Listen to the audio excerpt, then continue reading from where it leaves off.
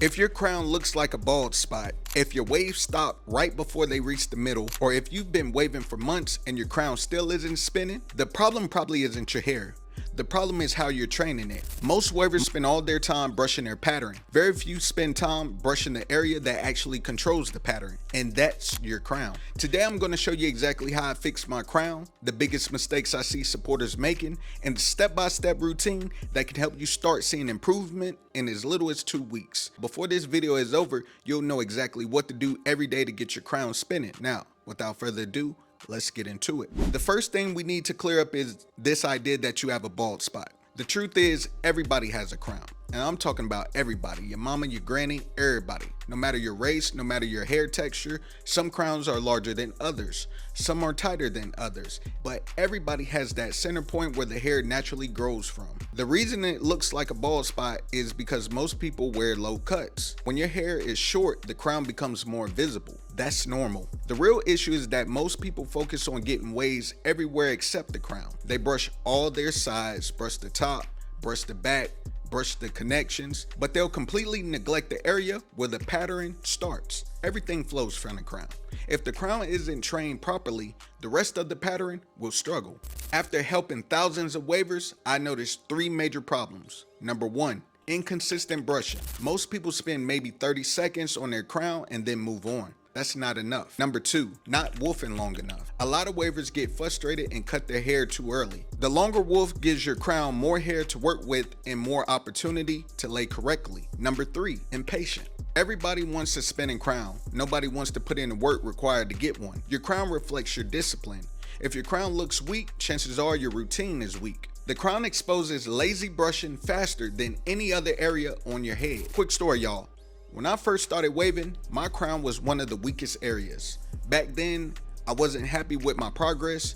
I would just start over. I cut my hair all the way down to a 1.5 and begin again. What eventually changed everything wasn't brushing harder, it was learning how to brush smarter. And one thing that helped me tremendously was consistent washing styles. The washing style allowed me to train my hair while it was in its most manageable state. Once I started taking my washing style seriously, I noticed my crown began responding much better. Now let's talk about the exact angles I use. Get your mirror, find your crown, and follow these 4 brush paths. Angle 1, top right. Angle 2, right down. Angle 3, right slant. Angle 4, bottom left sweeping upward toward the top left. The biggest mistake people make here is guessing. Don't guess. Watch where your hair naturally grows. Let the crown tell you which direction it wants to go. Then train it consistently. Take your time, slow brush, control brushes. Focus on accuracy, not speed. Here's what I recommend. Step 1, apply a hot rag. The hot rag softens the hair and helps prepare it for brushing.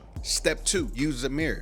You need visual feedback. You can't fix what you can't see. Step 3, spend 30 minutes every day focused specifically on your crown, not your entire pattern, your crown. This is separate from your regular brush session. This is crown work. Step 4, brush your crown during your woof. This is when many people quit. The woof gets difficult, the hair gets thicker, the crown starts acting crazy. That's exactly when you need to double down, not quit.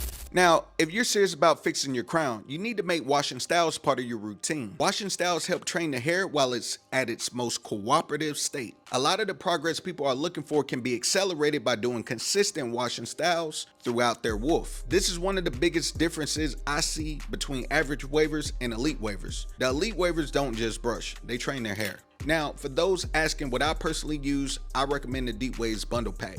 It gives you the essentials needed to maintain moisture, keep your hair healthy, and support longer woof sessions. Because healthy hair responds better to training. Dry hair fights the progress. Healthy hair helps the progress. If you take one thing away from this video, let it be this. Your crown isn't broken. It isn't impossible. And it probably isn't a bald spot. Most crowns fail because they don't get enough attention. Everything flows from the crown. Treat it like the center of your wave pattern. Give it 30 focused minutes every day. Stay consistent, woof long enough, do your washing styles, trust the process. And if you do that, you'll start seeing improvement faster than most people think.